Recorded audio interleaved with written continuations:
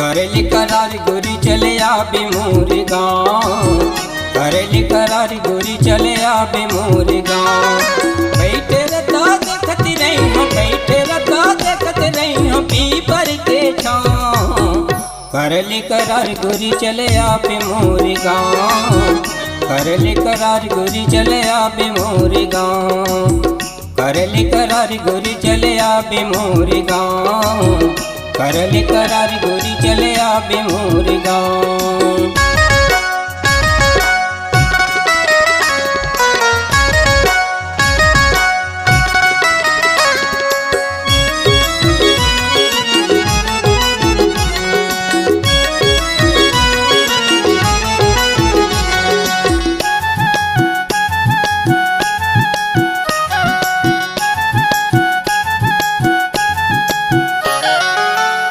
मोरे पंडित राई जिला वो कवर्धा। कटी मोरी पंडरिया रानी बेल मुड़ा के रहैया। कटी मोरी पंडरिया रानी बेल मुड़ा के रहैया।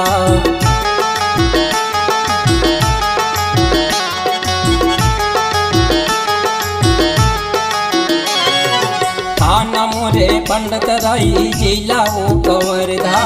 कटिली मोरी पंडरिया रानी बेल मुड़ा के रहैया। कटिली मोरी पंडरिया रानी बेल मुड़ा के रहैया।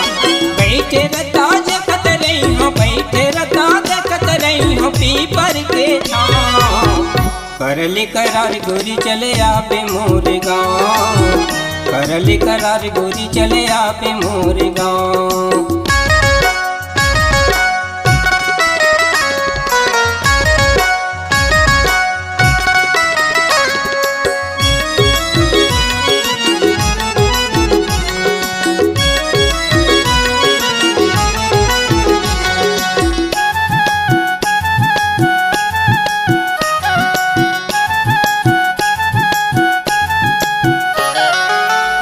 मोरी दुबारी रानी उड़ती है बारी। नौधा मंच के आगू रही थवा जबे मोरी रानी। नौधा मंच के आगू रही थवा जबे मोरी रानी।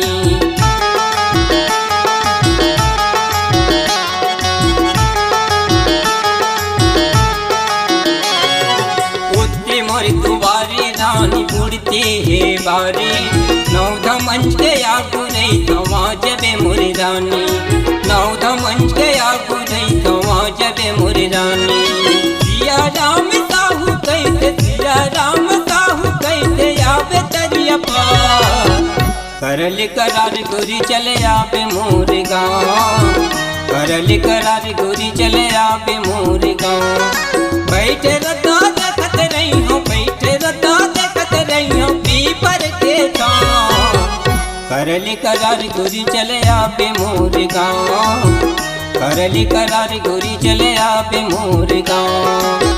करली करार गोरी चले आबे मोर गाँव। करली करार गोरी चले आबे मोर गाँव। करली करार गोरी चले आबे मोर गाँव। करली